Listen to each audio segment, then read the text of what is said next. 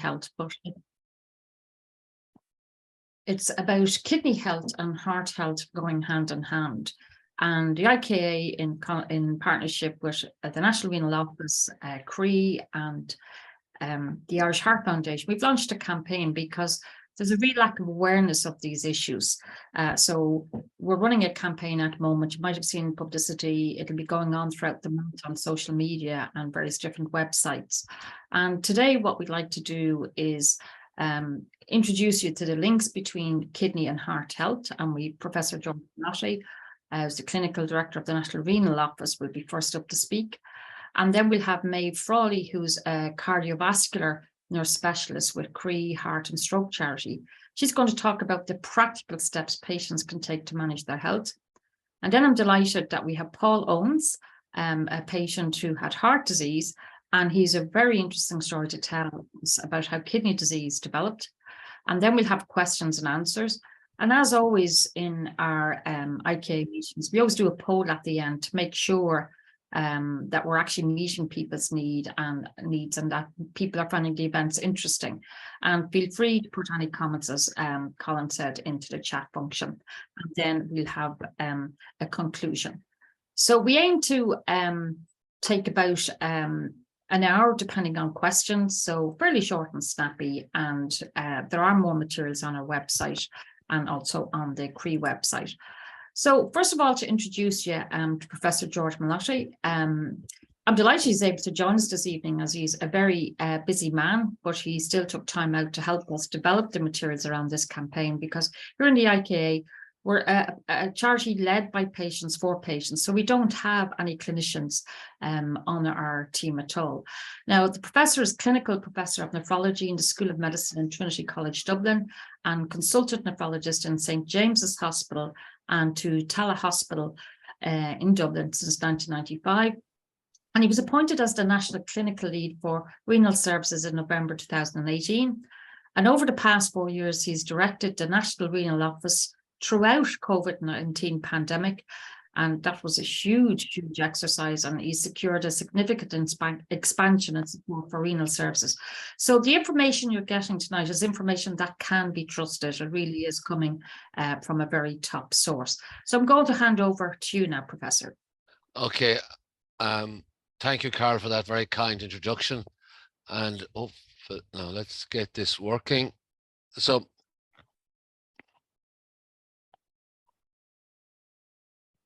what I'm going to talk about is how kidney health and heart health go hand in hand.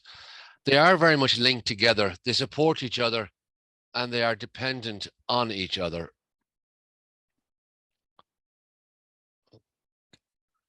And now okay. So what can I say about the heart? The heart is primarily a very well-developed muscle, and it pumps blood filled with oxygen to all parts of your body. It keeps every cell, every organ, and every system alive. In order to move the blood to each part of your body, your heart relies on your blood vessels.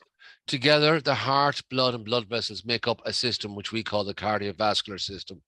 And when we talk about heart disease, we're really talking about diseases of the cardiovascular system. So they're linked together. This delivery system moves blood from the heart and oxygen through and nutrients throughout your body, and it picks up the waste products so your body can get rid of them. It brings it back to the kidneys, brings it back to the lungs, and brings it back to the liver. To the kidneys, well, obviously I'm going to say a bit more about the kidneys. You know, most people have two kidneys. They're about the size of your clenched fist. They sit in your lower back underneath your bottom ribs, and there you can see a picture. Everyone knows where their heart is. Not many people know where their kidneys are. They filter your blood every minute, and they're very hard working. They nearly take between 1/5 and 1/4 of the heart's output and filter it continuously. We all know that they make urine, you know, and we normally make about 2 liters of urine a day. What people don't know as much is they also make hormones to control your blood pressure. They control your bone strength, and they help make the red blood cells so they carry the oxygen around your body. And they're all linked together. So I'm going to spend a couple of minutes showing how the kidneys and the heart work together and why they each need each other. Without your heart, your kidneys wouldn't have the oxygen-filled blood it needs to do all the work it does. Despite the fact the kidney takes so much blood from the heart, it actually is often short of oxygen because it works so hard. Without kidneys, your blood would have too much waste and water in it, and this would interfere with the way the heart is working. So they really need each other. Now, we are called nephrologists, but most people don't know what a nephron is. And it's a word I don't like, but it's what we are. And I'm drawing here of the nephron. And what you see here is you see a renal artery going into the filter of the kidney, which is called the glomerulus. And then the blood goes down here to the tubule. And the filtrate is concentrated in the tubule to produce your urine. And then it's taken away by a renal vein. You need a heart to generate the glomerular filtration rate. We talk about how well the kidneys are going, and a lot of kidney patients will know my GFR is 17, my GFR is 25, my GFR is 60. And that tells me as a doctor how efficient the heart, the kidney is working. But we can't get that GFR unless the heart is generating the high blood pressure. And then there's a drop of pressure as it goes through this, because you have to, simple mechanics, say if you're doing a filtrate, the pressure on the other side has to be lower. And this lower pressure is how the blood gets down to the tubules.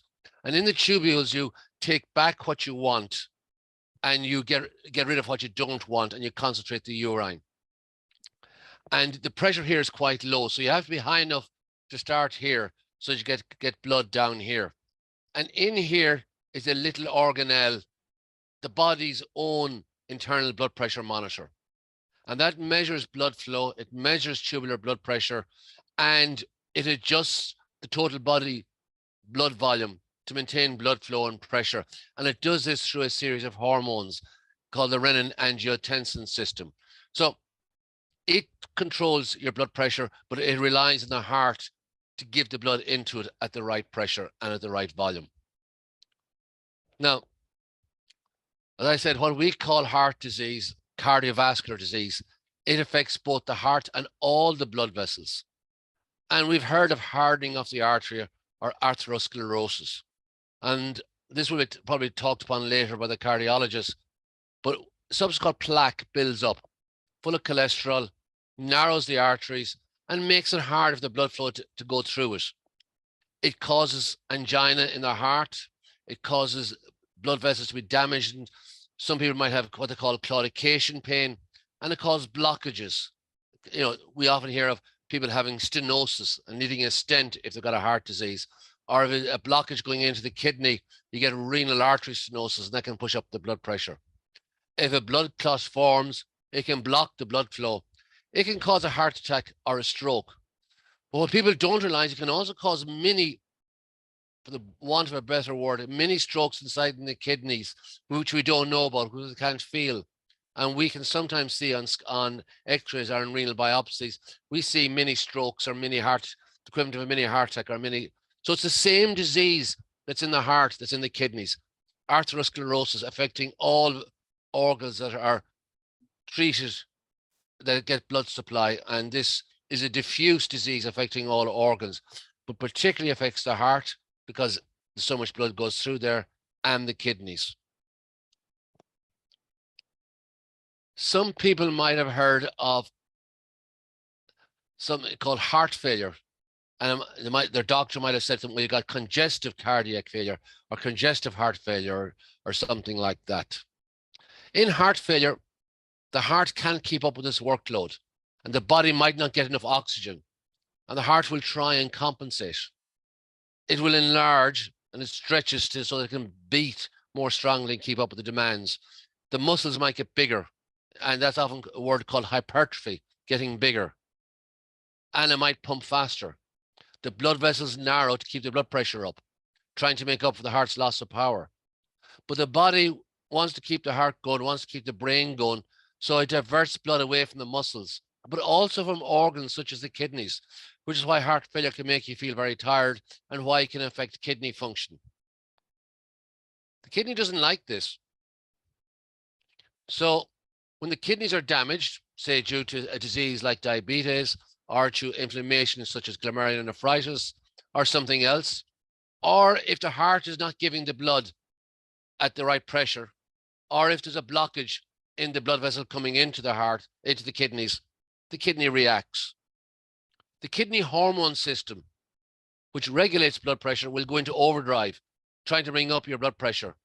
And it'll tell the kidney, hold on to fluid and increase your blood pressure. So, and then this becomes a cascade effect.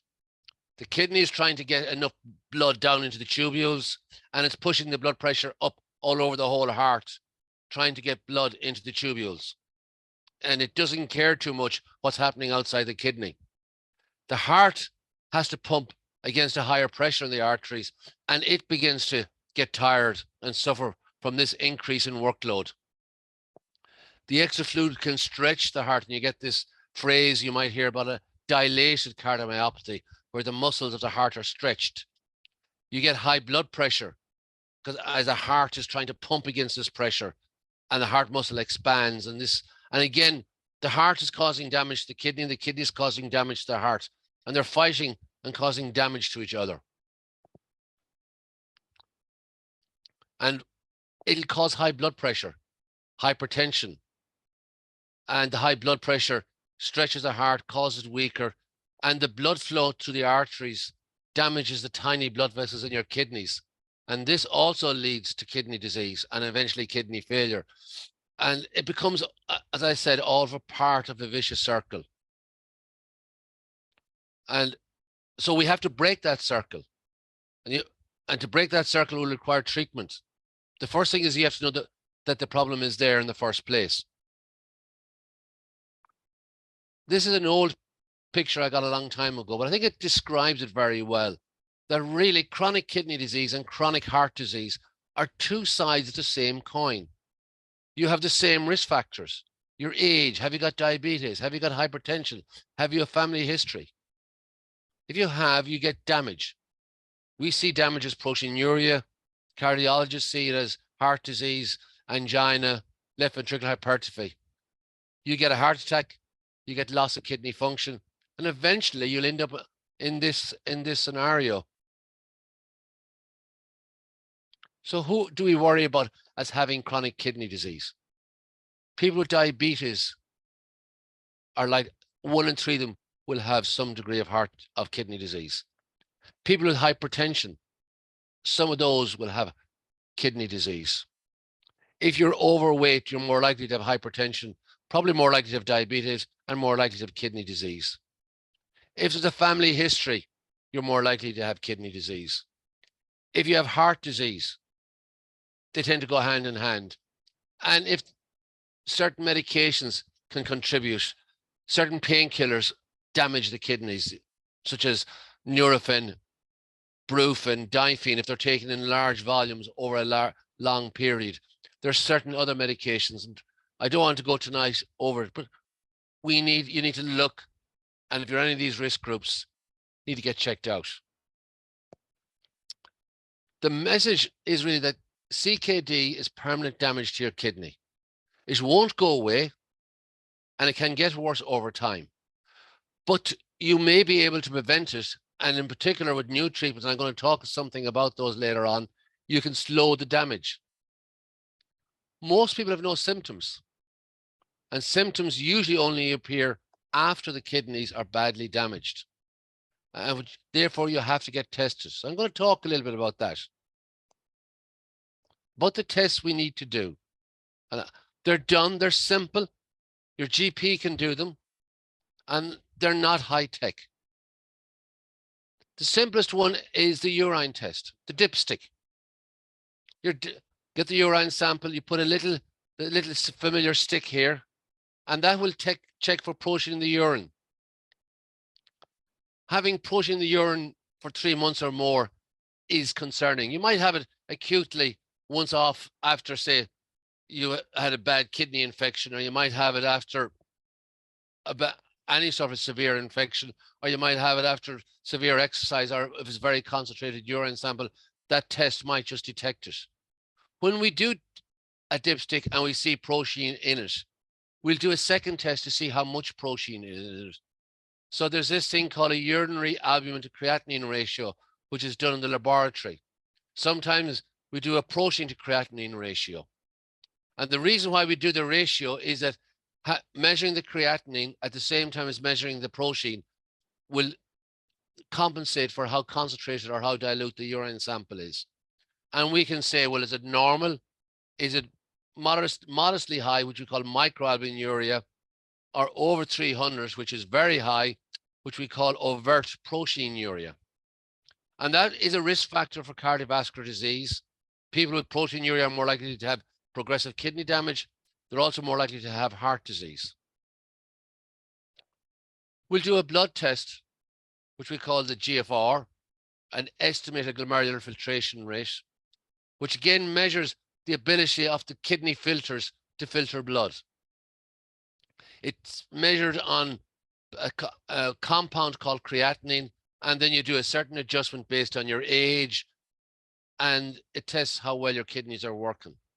Now, you could be acutely dehydrated, and your GFR might drop while you're acutely dehydrated. So we normally wait 2 to 3 months before we decide whether or not you've got chronic kidney disease. And then we stage its severity 1 to 5. So stage 1, we know that kidney function is normal, but some of these people might have other signs of kidney damage. Typically, they have protein in their urine.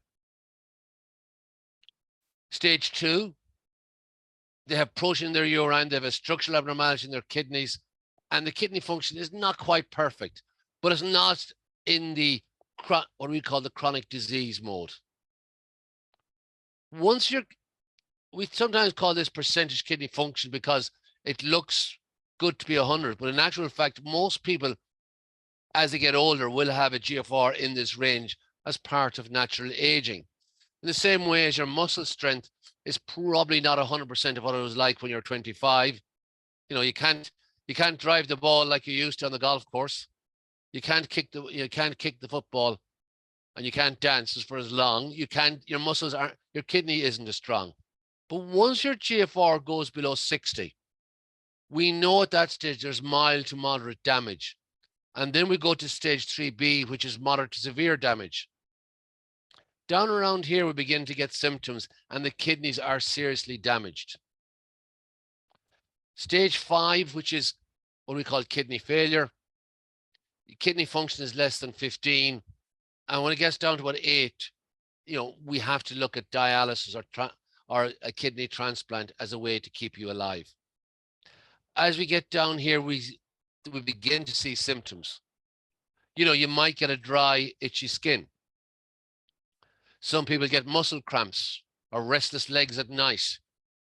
Others can feel sick and nauseated, and they lose their appetite. They don't feel hungry. Their ankles swell because of the fluid retention. They don't go to the toilet as much.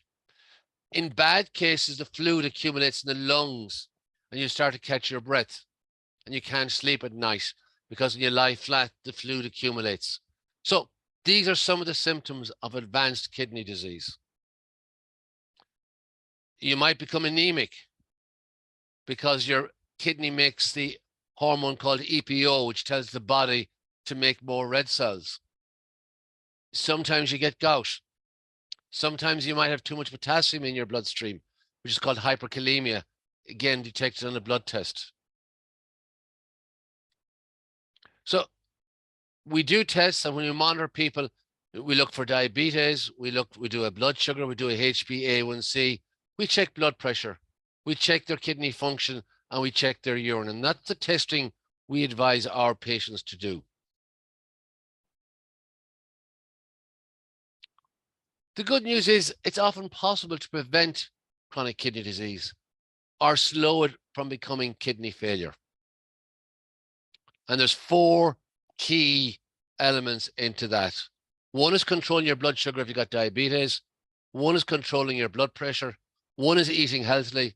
And finally, being active. You know, and I think I'm going to say something that's going to be said later on. You limit your salt, your sugar, you pick the right fats, you eat more fruit, vegetables, whole grains, you control your portion size.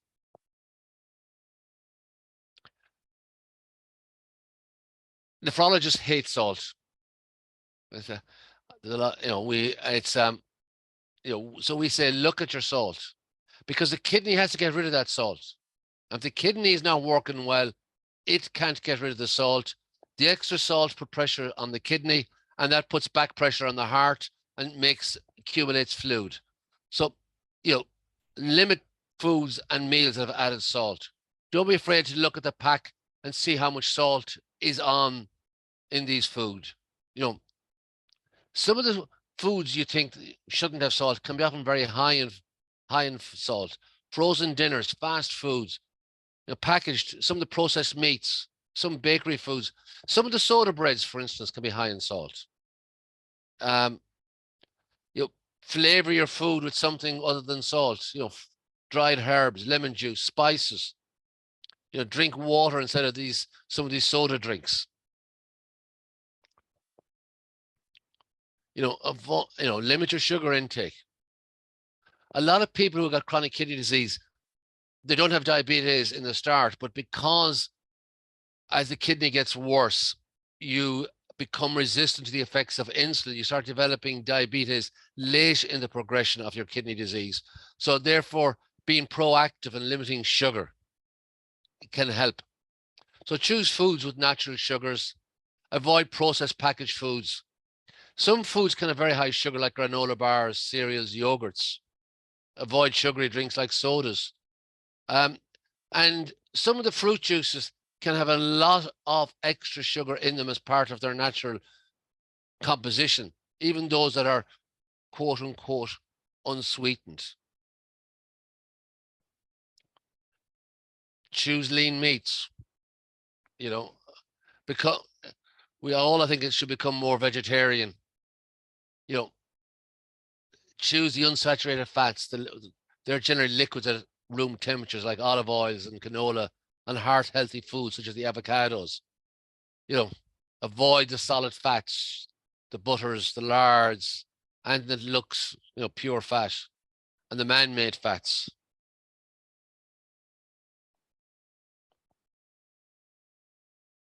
What surprises me is people don't often measure, eat slowly.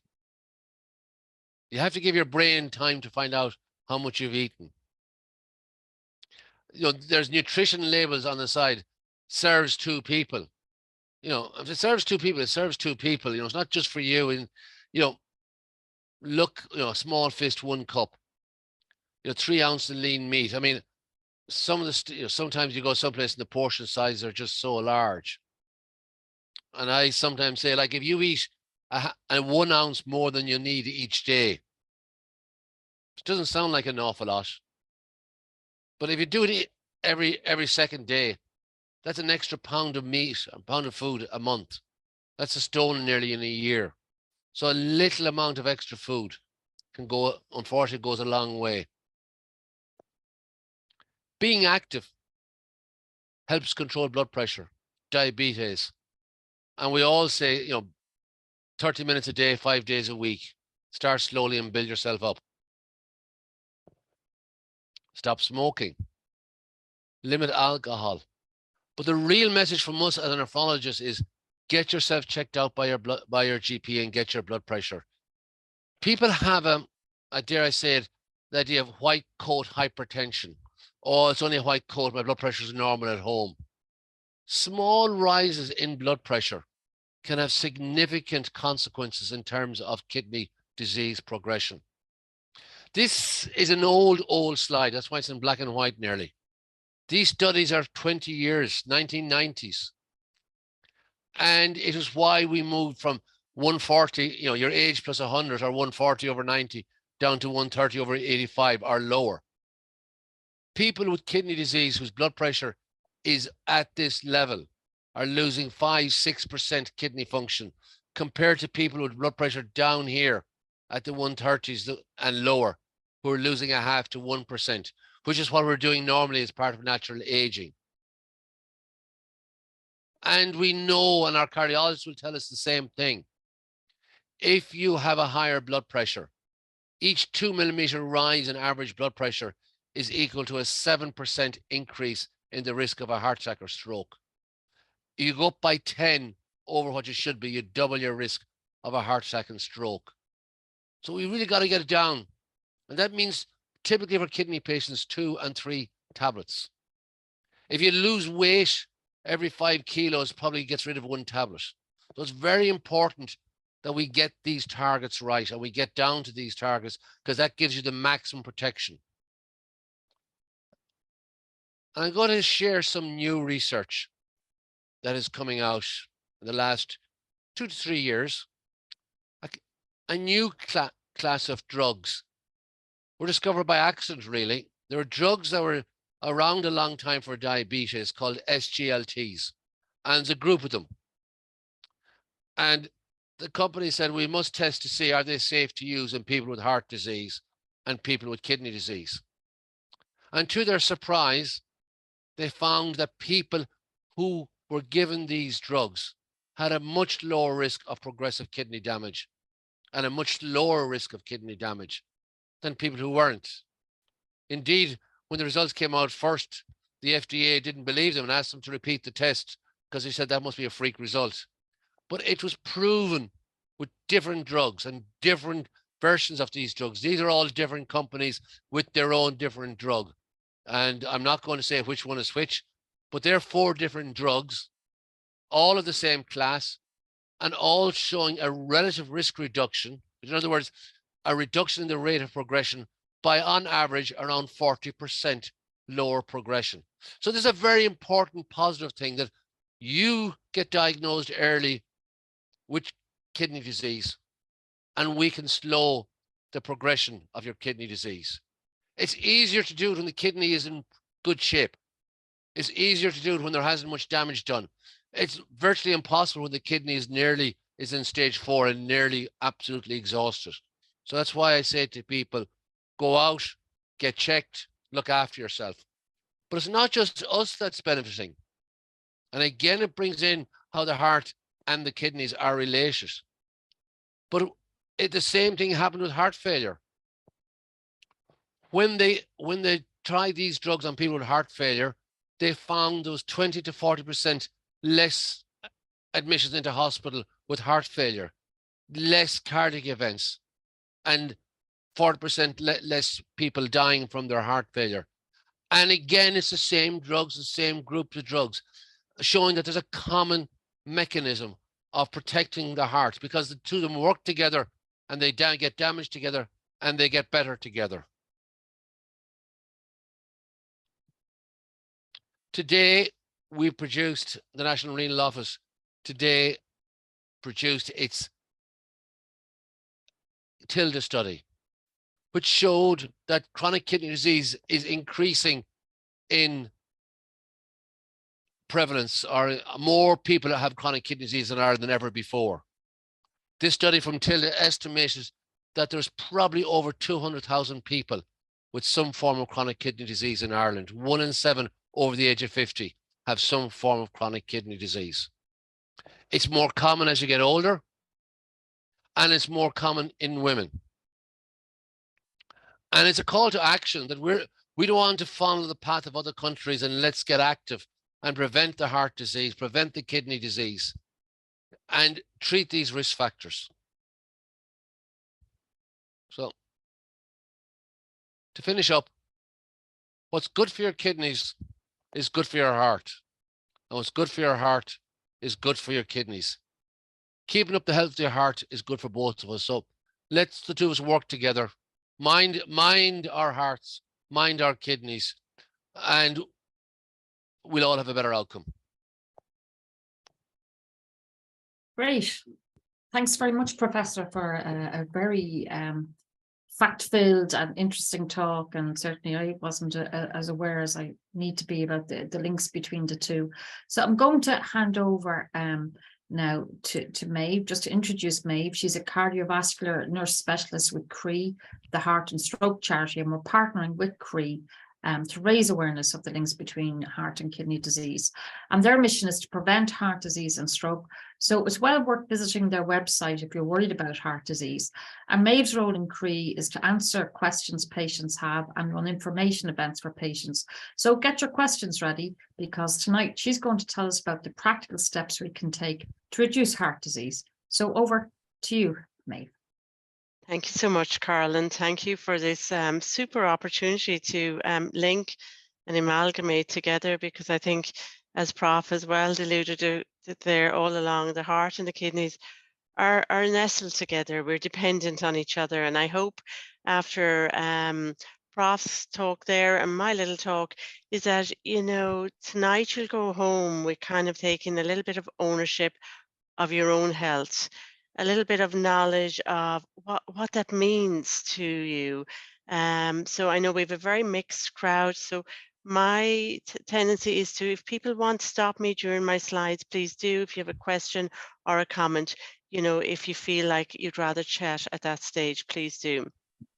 Again, I'm going to probably fly through some of these slides because Prof did so well covered.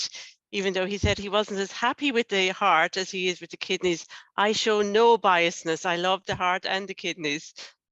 So somebody asked me today through all the social media that's out there today on this wonderful day, so what is this intrinsic link? What does that actually mean? And I've just, you know, Prof has gone through this, what your heart does. It's a pump. It's a muscle, Prof, that's right. We like to call it a muscle, but it's the strongest and the most powerful muscle that we have. And, you know, it has a huge job circulating all that fluid around, that 5 liters, I think, Prof, is probably the estimate there, and carrying with it, as Prof said, the nutrients, the oxygen. And I always explain, oxygen is like our diesel or like our electricity for our body. Without it, we can't survive. We need it. We need it in our blood vessels, in our circulating system, to keep our muscles and our cells working properly. And your blood carries away its unwanted products like carbon dioxide and waste products. So remember that little picture Prof had at the beginning? There is our heart, and our kidneys are here too. Look at the spans of this blood system. It's like our house. We've got all these pipes going around our house, and we monitor our radiators. We bleed them, we look after them, we look at them. But for ourselves, we don't. We forget about our own circulatory system, and that's what our heart and our kidneys do for us. Your kidneys, as Prof said, they're our filter, they're our regulator.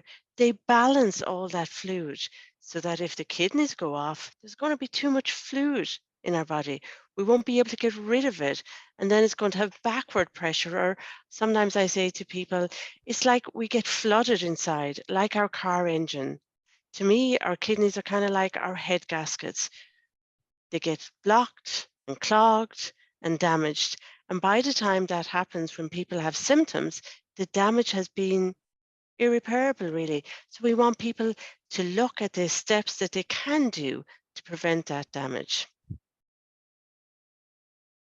And as Prof said, the kidneys not only do filter, they have those really special hormones to regulate that blood pressure, maintain those red blood cells, and keep your bones healthy. And I love this picture, Prof, and I love, you know, the complexity of here thinking, you know, these are very fine little tubes. I'd often say to people, they're like the size of your big pen.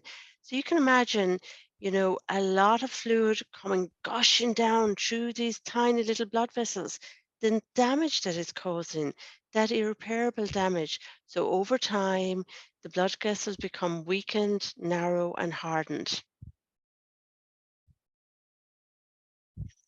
So how do you health check? How do you go from making that link between heart and kidney disease? Well, the first person is you. Know your signs and symptoms. Or when you're not right, we talk in nursing about the intrinsic or the gut feeling that a nurse will have when their patient is not right. Most people have a gut instinct, there's something not right for me. Well, voice it and don't be afraid to. Go to your GP, your pharmacist, your practice nurse, your public health nurse, or other. Get that blood pressure checked. And I talk about these 5 sounds of screening that we really need each and every one of us to do, whether we are 20, 30, 40, or 50. Have your blood pressure checked. That stethoscope check that your GP does, listens to your heart sounds. That pulse check, so important. The bloods, often I would find people coming out saying, oh yeah, the doctor took loads of bloods from me. I'm surprised I have any left. Well, what were those bloods? Maybe just ask. You know, if your car was running low in diesel, you're going to fill it up. Ask what those blood tests are. And then you'll know whether you're screening for heart disease, stroke, kidney, and you know you're in better command of your health. And the simple urinalysis, as Prof alluded to, tells you so much. So I run a telephone helpline in Croí where people would often ring saying, I was told I have high blood pressure. What does that mean? Or I've told I have kidney disease. What does that mean? So it's really important to become part of your own healthcare. We know you have better outcomes if you voice your opinion, if you're involved in your care. Between all the specialist organizations there, you have advocacy in each and every one. Patients haven't their voice, or people. I'm not even, you don't have to be a patient. But if you're somebody with high blood pressure and you feel that your blood pressure isn't truly being managed, back to your GP, ask for a special referral. I'd have lots of people who have uncontrolled high blood pressure still being managed maybe at GP level, and I'd be advising referral to specialists because have you had your kidney function test? Have you had kidney ultrasounds? Is there an investigation there? Are we managing your blood pressure with the best medication that's out there? The heart sounds, when the GP puts that stethoscope on, most people think it's actually listening to their lungs. Well, they probably are doing that as well, but they're also listening to the heart sounds. So that heart as an engine, as a muscle, has lovely little sounds that it makes. If those heart sounds are abnormal, we can tell a lot from your heart by that. We can tell if it's working properly, if it's pumping properly, because we need that heart to be pumping to circulate the blood around. The pulse check, again, your GP, your practice nurse does that. We hear a lot about pulse and atrial fibrillation. And your pulse is like the key to your engine. It starts it. So once you start that engine, it says beat, beat, beat, beat, beat, and it keeps going. Some people will have an irregular heart rate. So it'll go beat, beep, beep, beep, beep, beep. There's no pattern to it at all. Some people like to feel it themselves. Some people have smart devices, and if you do, use it, but use it for the benefit and don't let it stress you. So some specialities will say, oh, get a smart device and check to see if you have an irregular heart rate. But if you're irregular heart rate and it's like 3 o'clock in the morning, what are you going to do about it? So know what to do, know how to escalate your care.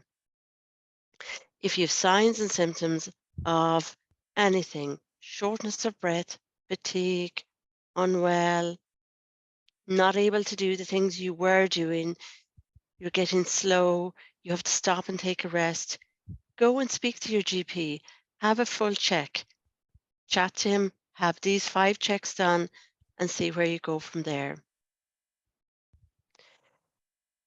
People often wonder if they're gone in under one speciality. So if they're a diabetic, are they being screened for heart disease or are they being screened for kidney disease? More often than not, they are.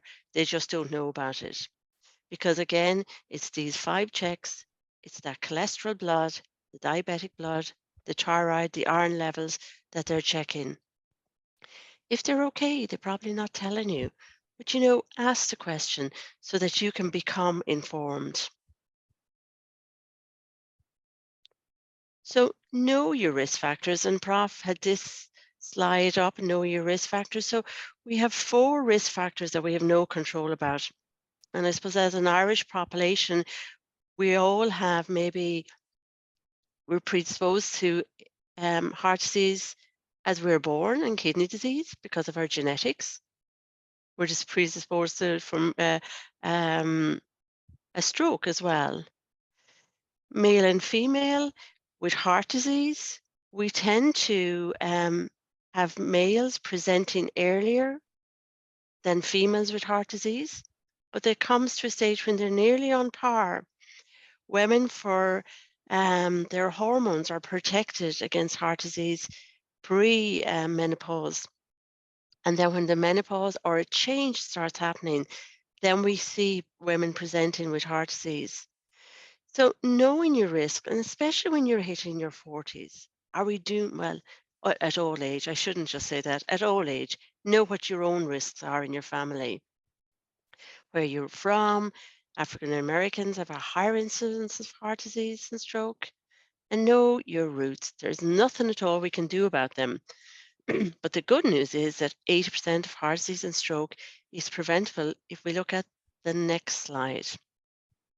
We have a few things coming in here in the chat column. Will I chat them now, or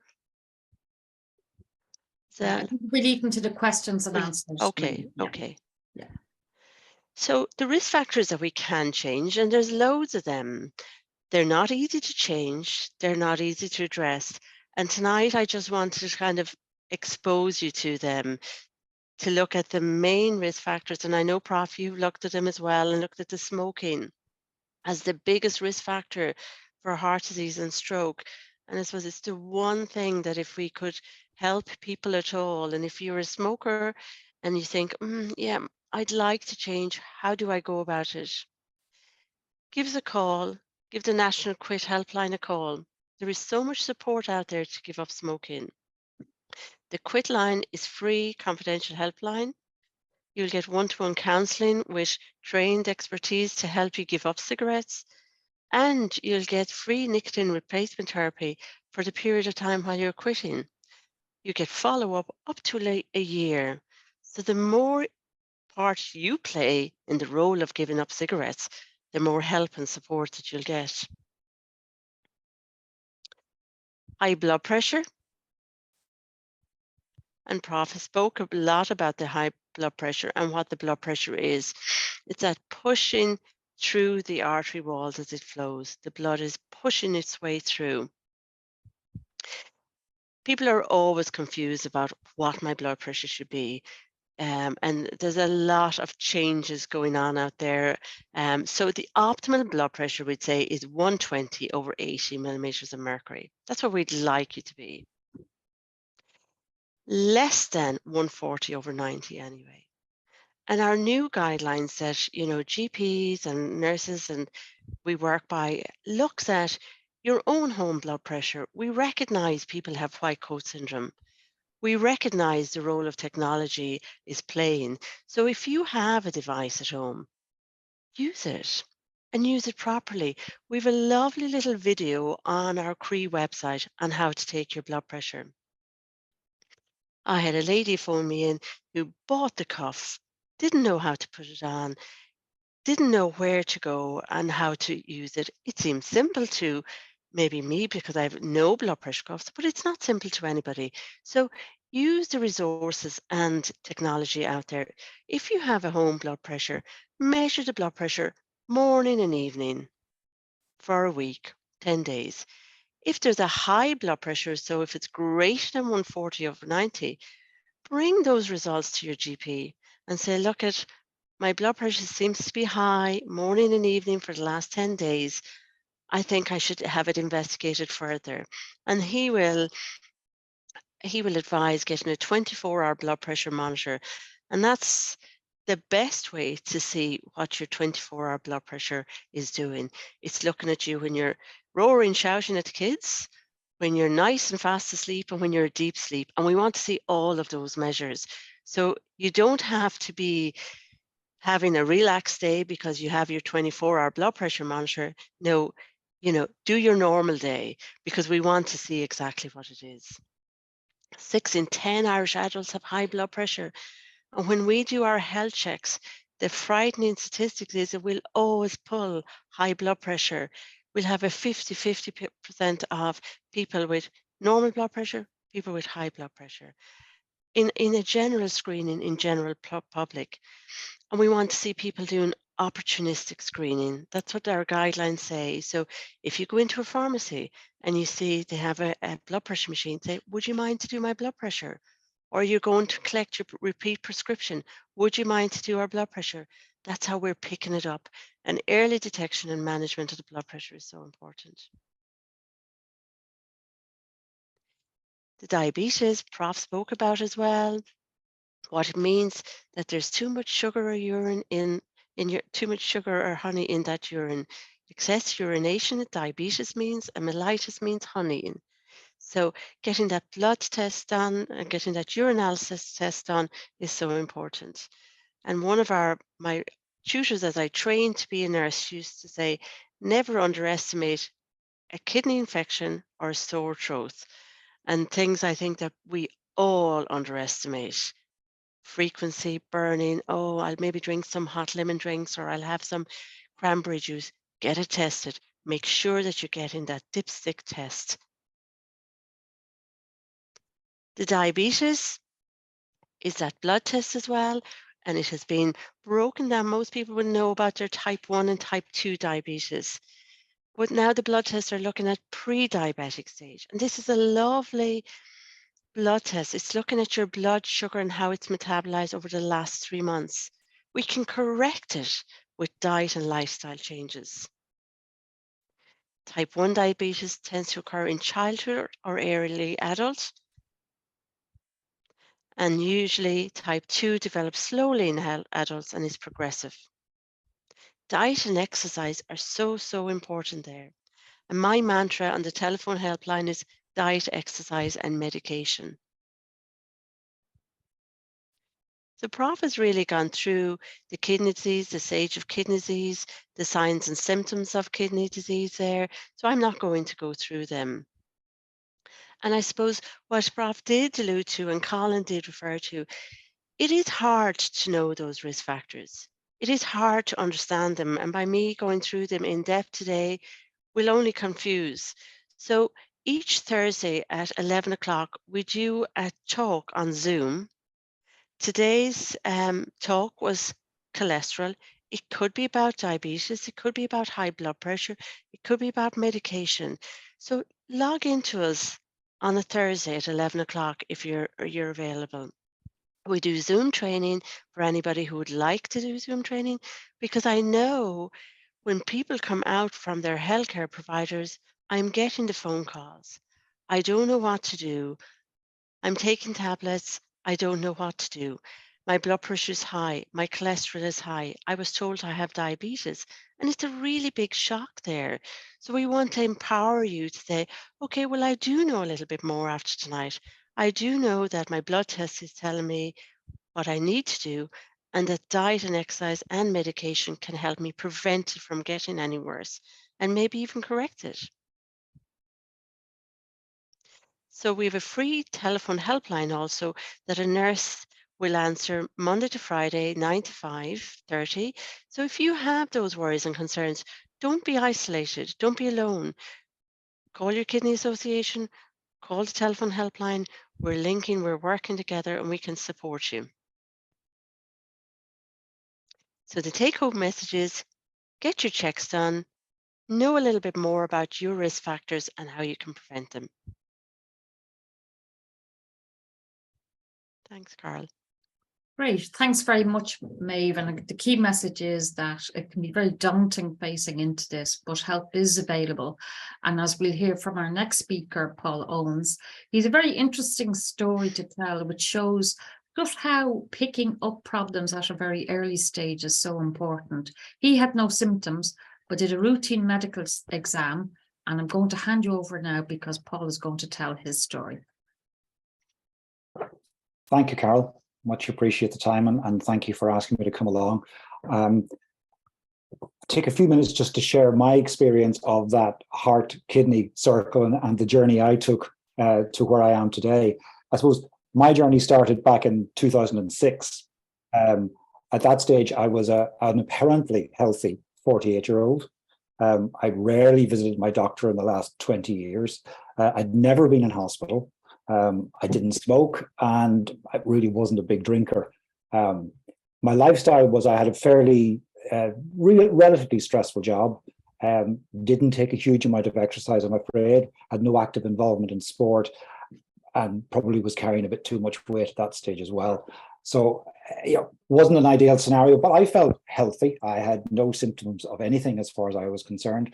And through my employer at that time, I was able to avail of a free medical examination as part of my package. So I kind of decided, sure, why not? I'll go along and avail of this, and I'm sure everything will be fine, but I'll tick the box anyway and do it. And when I went along, one of the results that came back from it was that I had high blood pressure, and that they suggested that I should go and see my GP. So, of course, I had to go and find out where does my GP live. It had been that long since I'd been to see the GP. But I did duly go along, I have to say, with some prompting from my wife to take some notice of those results. And when my GP monitored me for a while, and I had a 24-hour blood pressure on a couple of times, and he said to me, look, Paul, he said, I'm not particularly happy with you, and I want to refer you to a cardiologist. I should also say at this stage that he was aware of my family history, and my father had dropped dead at exactly the age I then was of a heart attack. So that kind of put me in the red zone as far as he was concerned. So he referred me to a cardiologist, Dr. David Keane, who at that time was in James's Hospital. And I went along to see David, and he did an angioplasty, an angiogram, and he said, yep, Paul, you've got some blockage in one of your arteries, and while you're on the table there, I'm going to put a stent in for you. So in 2006, from being entirely healthy, having had no symptoms of anything, suddenly I had a cardiac stent inserted. And that was the beginning of the journey, because luckily, Professor Keane kind of looked at me and said, okay, I think you should also go and get your kidneys checked out. We've heard a lot tonight about the circular relationship there. And he referred me on to a certain Professor George Mellotte, who at that time was also in James's. And I went along to see George, and having had no symptoms, and George scanned my kidneys, and I think to my shock, if not amazement, he discovered that I had smaller than normal kidneys. For no reason, there was no family history of that, whatever, but the cardiac side, there was no family history of kidney disease, but I had smaller and impaired functionality in my kidneys. And at that stage, quite severe impaired functionality, but it had not impacted on me at all. I had no symptoms of anything. I was, let's say, perfectly healthy. So I attended Professor Mellotte regularly for a period of about 18 months. And during that period, we refer to the GFR levels, stayed pretty constant. So he felt at that stage that I was kind of, from a screening perspective, he was happy to hand me back to my GP for screening, because my levels were fairly constant. I was asymptomatic of everything. So for the next quite a number of years, actually, religiously, every 6 months, I went to my GP, got my bloods taken, and they were referred back to Prof, and everything was fine. I went along about my normal life. I was obviously a little bit more conscious of my health and my dietary situation and my level of activity and exercise. I did cut back on salt. Prof mentioned salt has been an enemy. From my heart point of view, I cut back on salt, which was to help me later on. But then one fateful day when I went for a blood test, I got a call from my GP to say, Paul, it's on the move. And maybe it's time you went back to see Prof. So that was around about 2019. And from that point, really Prof took on my care. And he said to me, Paul, there is an inevitability about this progress now that you will eventually slide into a situation where dialysis will be needed. And a transplant is in the offing from that point of view. And sure enough, over the course of about 2 years, my GFR levels continued to decline steadily. I had to create a stricter diet regime, shall we say. Things like salt wasn't a problem to me because I didn't really take a lot of salt. Baked beans was a real issue for me because I loved baked beans, and that was just one thing you couldn't have. And coming from the north of Ireland, I liked potato bread, and that was another, as Prof said, soda breads, potato breads have high salt. So my dietary requirements became a little bit more restricted, but not what I would call overly onerous. But around about the summer of 2021, as I was traveling down the west, I got a call from Prof to say my GFRs are at a level where really now dialysis is your only option. Previous to that, he had begun to get me to work up a pre-transplant list application set of numbers. So by August of 2021, I was on the verge of dialysis. And over the course of the next couple of months, it was a choice of which type of dialysis would I go on. And having consulted with Prof extensively and talked to my family, I decided I'd go on CAPD dialysis, which is home dialysis, which is not a hemodialysis. It's not washing the blood. It's using fluid around the peritoneal cavity in the kidney to do an osmosis of the exchanges, and that suited my lifestyle. I wasn't working full time at that stage, so I had the opportunity to do the exchanges during the day that are required in the initial stages of CAPD. And then gradually or eventually I was able to move on to the overnight version of that, which is APD, which is what you plug in the evening when you go to bed. There's a machine that does that work for you. You wake up the next day and you have the day to yourself. You can lead your normal lifestyle around that. That has its own challenges because you have a machine at your bedside during the night. It creates a certain amount of noise. Obviously, if you have a partner, that partner has to get used to that noise as well. But it suited my lifestyle. I was very much in control of it. It's a very engaged form of dialysis, I would say, as opposed to going into hospital with a hemo and you sit on the bed and you plug in and you wait your 4 or 5, 6 hours, whatever it is, and you get up and go home. This is a much more engaged, but you're in much more control in terms of the timing and your lifestyle around that. So I had effectively got to that end stage that Prof has described, and had really, had at that stage been accepted onto the transplant list. So I'd been very lucky. I'd gone through all the protocols and I had been accepted onto the list. But of course, when you ask someone how long are you going to be on the list, that's a piece of string from that perspective. So I settled in for the long period. My dietary requirements were restrictive, but not overly restrictive.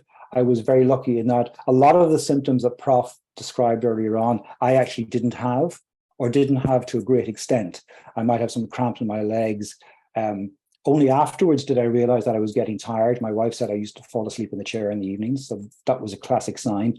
But to me, it was just because by that stage I was old, and I needed a little bit more rest. But I'm blessed. I was very lucky.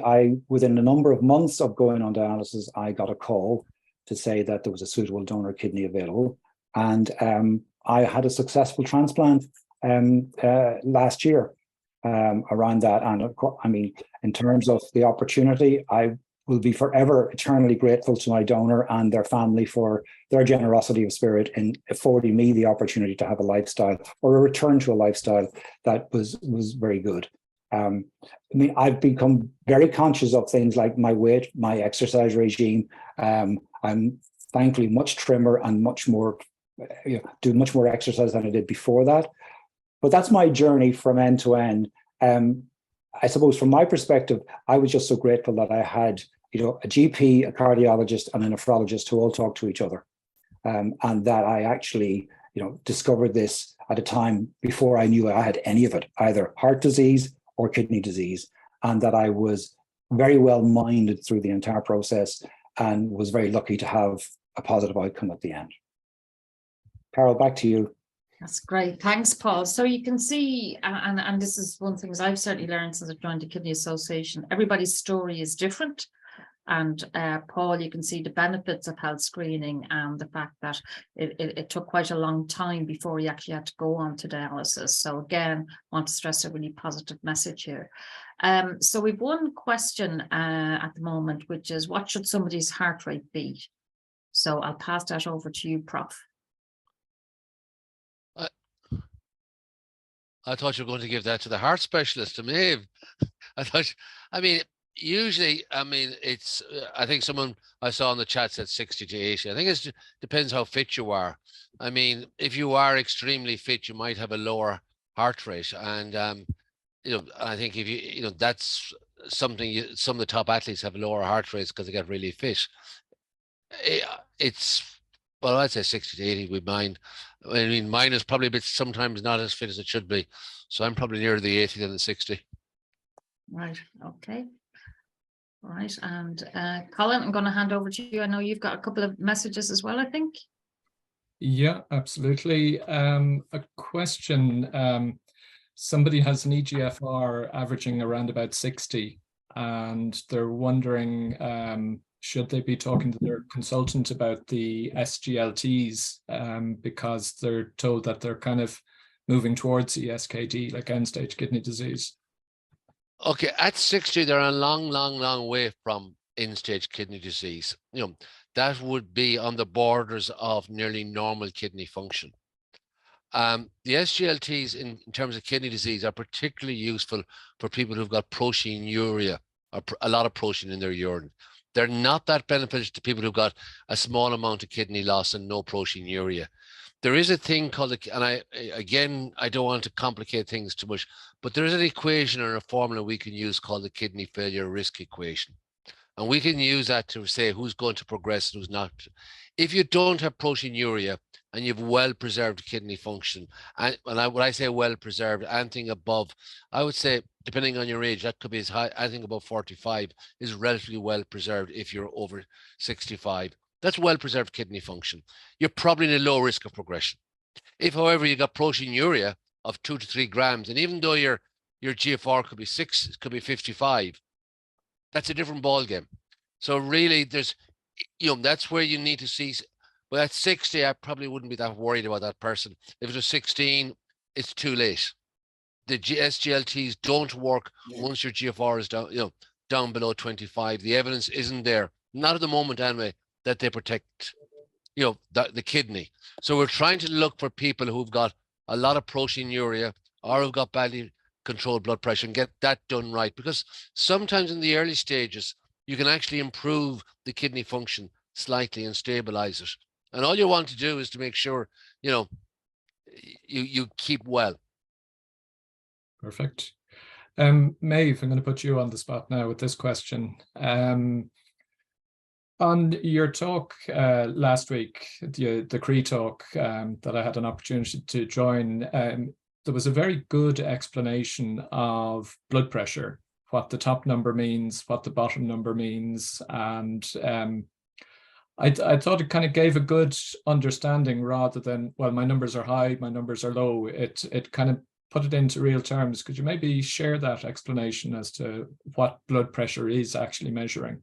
Yeah, so it always is measured in 2 numbers, and you're right, there's the top one and the bottom one.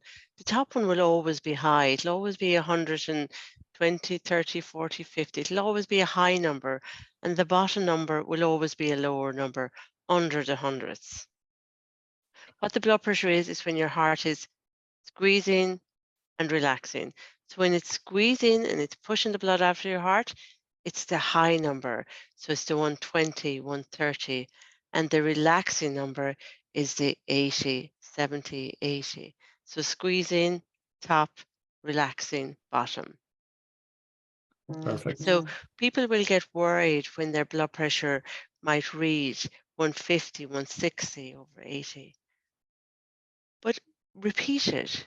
We would suggest doing 3 readings, 5 minutes apart, sitting down on a chair with your feet on the ground and your arm at table length, and taking the blood pressure like that. Lots of people have bought their blood pressure apparatus. So if you're using it, use it, but use it right. And don't be concerned about the numbers. get that little history of the numbers together, and then compare it with your GP. Say, what should I do about it? And get to 24-hour. So the top number will always be high, and the bottom number will, well, should always be less than 100. If it's gone over the 100, well, then we definitely want you to be gone into hospital and checking it out. And I suppose most important is, whatever the number is, how am I feeling on it? Have I any shortness of breath, unwell, change of lifestyle? Is there something overall happening with me? No matter what you are doing, to look at the whole picture, how are my signs and symptoms doing?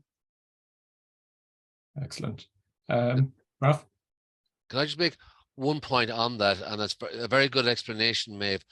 But not every reading is going to be normal. I think that's the other message that we need to get across. We allow up to a quarter of the readings to be high, because if you're anxious, I'm sure if we checked our blood pressure maybe at 7 o'clock, myself and Maeve's might have been slightly above average when you're going to talk to something like this. So stress can bring it up temporarily. It's what the average is doing. So just don't get worried about one single reading. That's one particular issue, I would say. Grand. There's a question here. If the tablets are approved by the FDA, when will they become available to kidney patients? I'm presuming that's the SGLTs. The SGLTs are licensed for use in kidney patients who've got diabetes, and they are prescribed for that. They are prescribed for heart failure patients, and they are being prescribed for people with chronic kidney disease. I'm prescribing them. The HSE is still arguing over the price, but they're being prescribed, and they are licensed for use in Ireland. Unfortunately, they're if you're a diabetic, you get them for free, which is great. But if you're not a diabetic, and that's just the way the health system is funded, it's part of your normal drug payment scheme. But they're a big improvement, and I think as a community, and I speak to my own cardiologist, I think we're all excited by the positive improvement we expect. And I think it really emphasizes the need to go out and look for people with early kidney disease and early heart disease and slow that progression. So that's all the questions that have come through the chat now. And I think kind of the key messaging coming across is that it's kind of a multi-pronged approach. It's look after your diet, look after your physical activity, and engage with your healthcare providers, and kind of be proactive, ask questions. Like, you're at the center. We talk about patient-centered care. It's I think it's pretty important that you actually play a leading role, because it's you that it's all about. So back to you, Carol.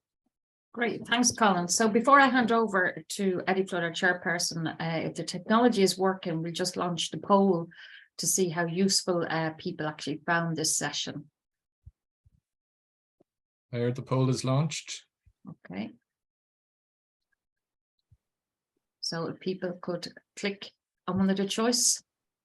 Oh, we've got 7, 9, 10, 11, 12, 13, 14, 15, 16, 22, 23, 24. We're flying through. 78% of participants have answered so far. We're up to 84%.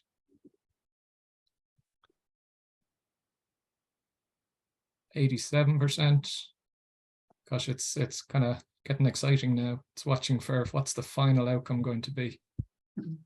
Well, Colin, the panel can't vote, so you better take those 5 votes off. We cannot say how good we are. You're brilliant. All right.